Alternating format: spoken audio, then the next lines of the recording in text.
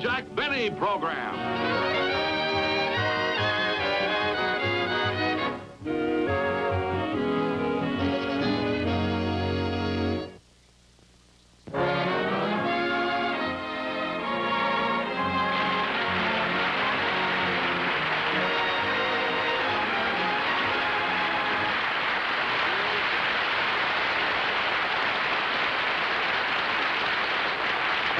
Thank you very, very much, ladies and gentlemen, and welcome to the show. Now, tonight, I'm going to do something, at least for part of the program, something that I've been wanting to do for a long time, and that is to answer some of my fan mail. Now, naturally, I can't answer all of it here, you see. So I just brought out a few letters that I thought you might be particularly interested in, you know. Now, this first one, in fact, this is a card, the first one, says, Dear Mr. Benny, we've listened to and watched your shows for a long time. Do you really drive around in a 1923 Maxwell? Now, you know, it's an amazing thing how many people have asked me that same question, you see, and I'm going to tell the truth. See, this Maxwell, this was a gag that my writers rigged up, you know, years ago, just to make me look cheap. See? And it got so many laughs that we kept it in.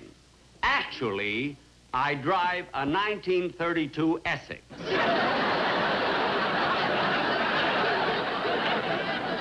I hope this won't ruin my stingy character, but when I bought the car, I even went for the toolbox on the running board. Now, let's see here. Oh, here's another letter.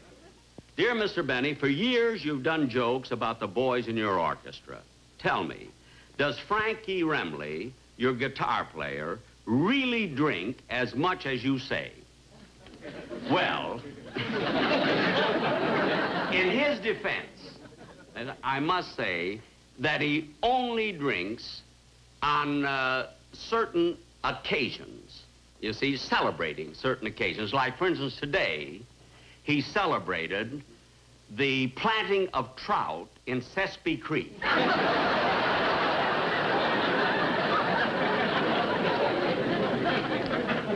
Yesterday, he celebrated the 5th anniversary of the escape of Winnie Ruth Judd. And tomorrow he has a dilly. Tomorrow he told me he's going to get up at 5 o'clock in the morning, and every hour, on the hour, he's going to drink a toast to the man who invented the Chinese fortune cookie. I hope I've explained that. Here's another letter here. Dear Mr. Benny, I've never written a letter like this before. In fact, it took me 5 years to get up the nerve to write this. What I want to know is, when are you going to pay your dental bill?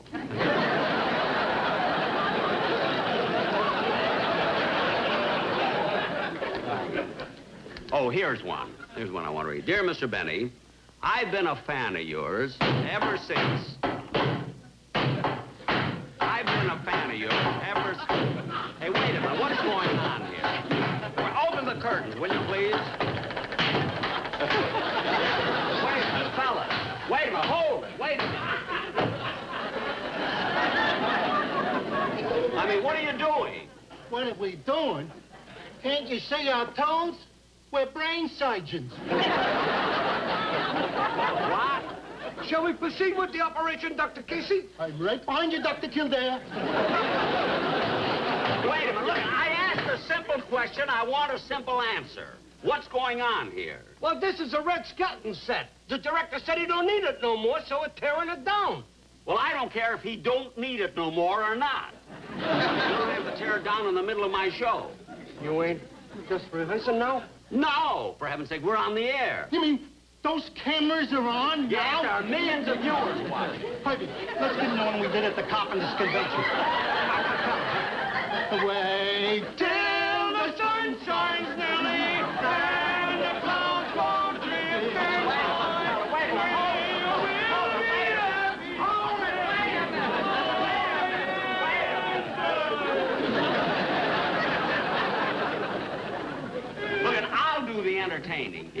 you just get the set down and do it quietly, will you, please? Okay, we'll put on our rubber gloves and do a tippy-toe. Oh, just don't make any noise. That's all right. Now, close the curtains, will you, please? For heaven's sake. Now, here's this letter that I've started. Oh, yes. You know, I can't understand it. Other people's put on shows, other people, they have no problems. I have to run into frick and frack. Says, Dear Mr. Benny, I've been a fan of yours ever since 1944 when you went through the South Pacific with a USO show and entertained us on New Guinea.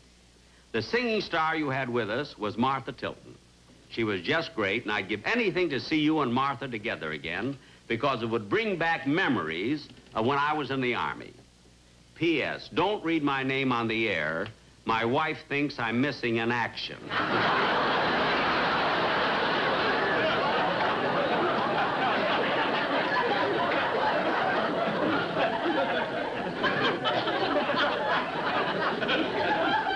You know, I should never have let my writers look at this letter. Really, they always think they have to add jokes. But this letter was really written by an ex-corporal. His name was Jerry Anderson.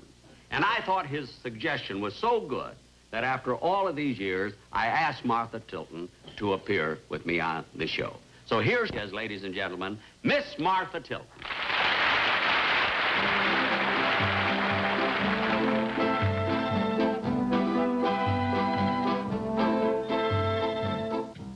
This...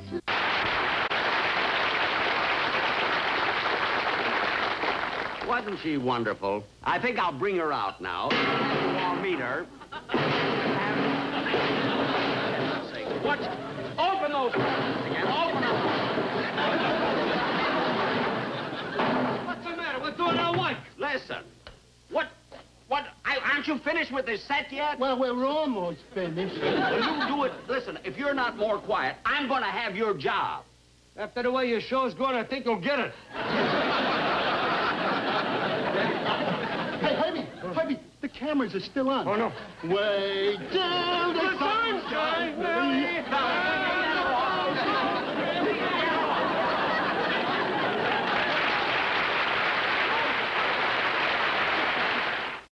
Where was I? Oh, yes. Ladies and gentlemen, now I'd like to bring out Martha Tilton again. Martha?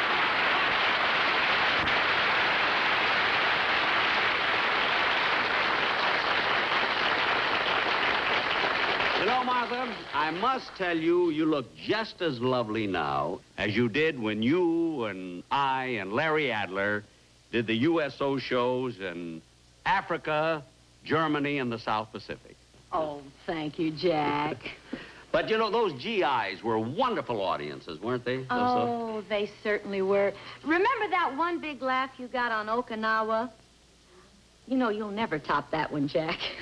What big laugh? I mean, it was 20 years ago. All I remember what big laugh I got 20 years ago. What did I say? You told them you were 39.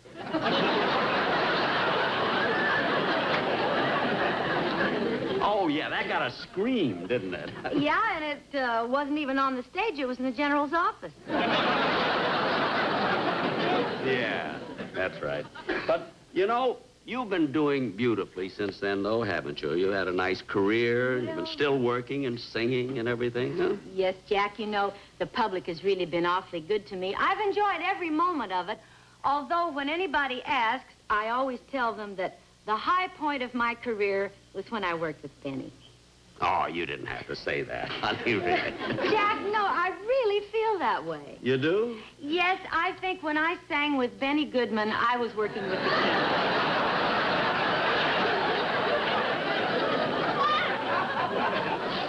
Oh, that Benny. Oh, you did sing with Benny Goodman, didn't you? Yes, I did. And, you know, when I came in, Jack, I noticed that one of the fellas in your orchestra used to be with us when we were doing one-night stands.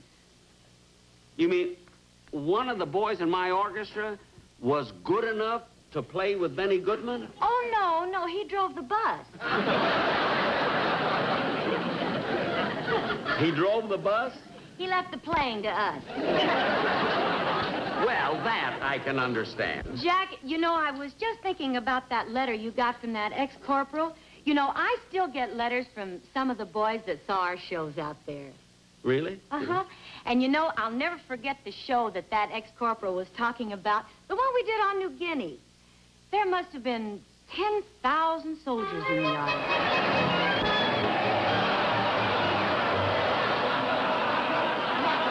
Fellas,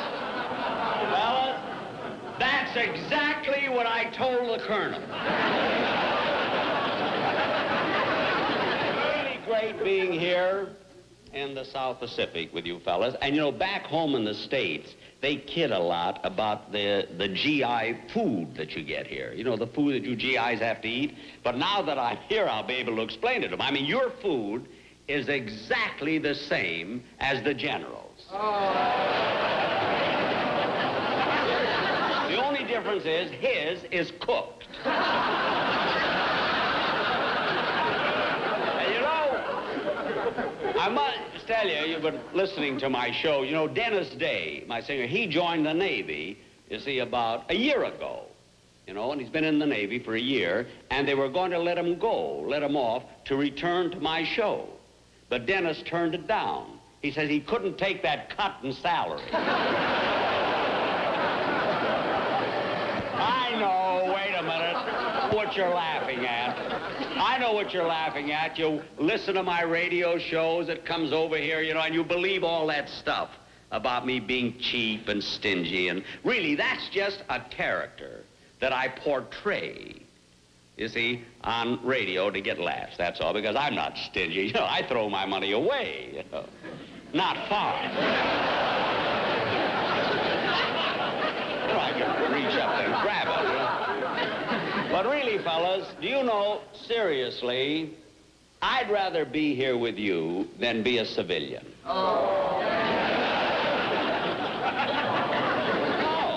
No, do you know that I tried to enlist, and they wouldn't take me?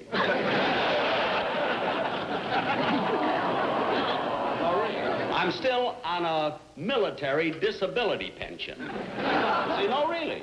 No, really, I am. My toes are frostbitten from Valley Ford. Well,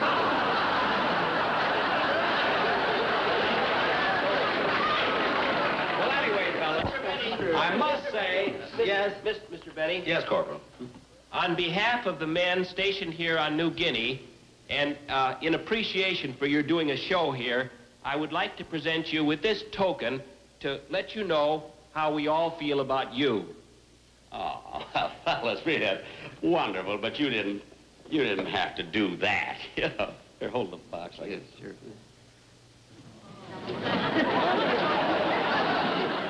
This is a hand grenade, isn't it? That's right. Well, what do I do with it? Pull the pin, count to 10, and change hands.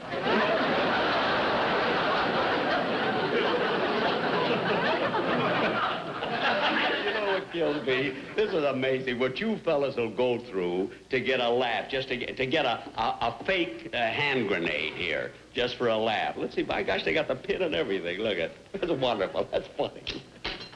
There it is. Well, anyway, fellas.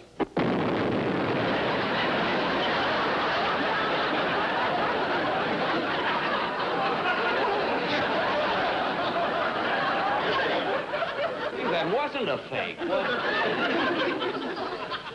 And now, fellas, I've got a real treat in store for you. You know, I'm going to bring over the young lady who used to sing with Benny Goodman's band. And here she is, Lilton Martha Tilton.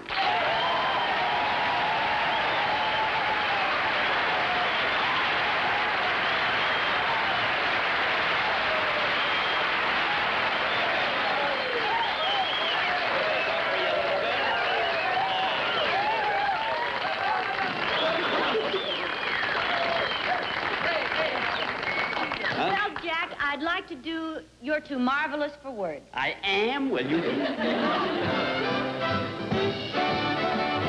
You're just too marvelous for words, like glorious, glamorous, that old standby amorous.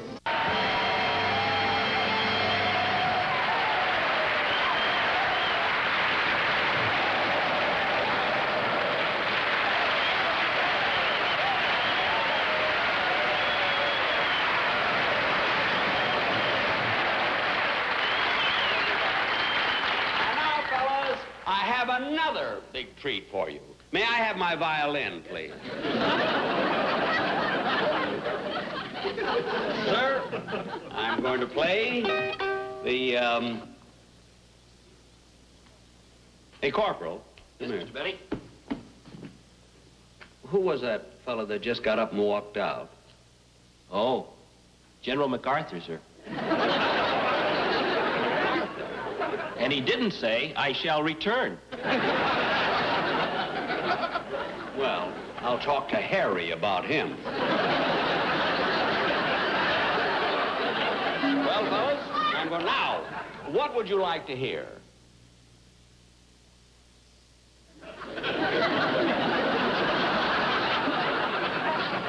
I said, what would you like to hear? Something wrong with the mic here or something? Well, I'll use my own judgment. I'll play my theme song.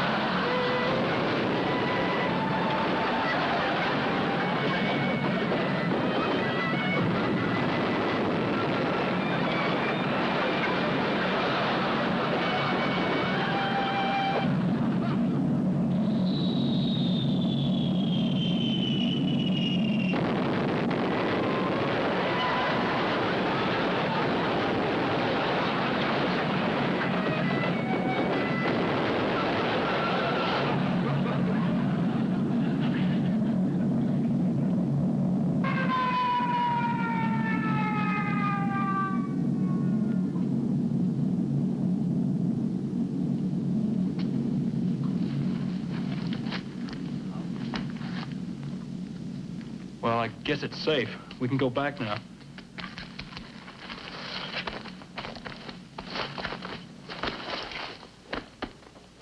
Well, I'll be darned.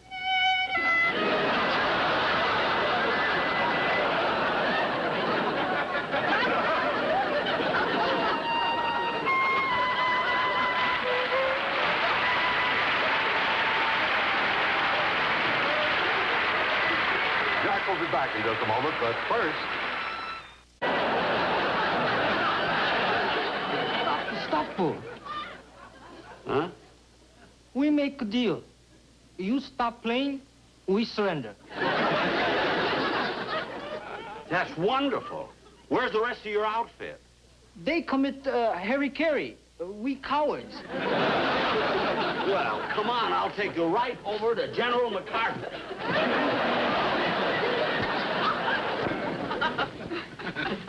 Good night, folks. I'll be seeing you soon.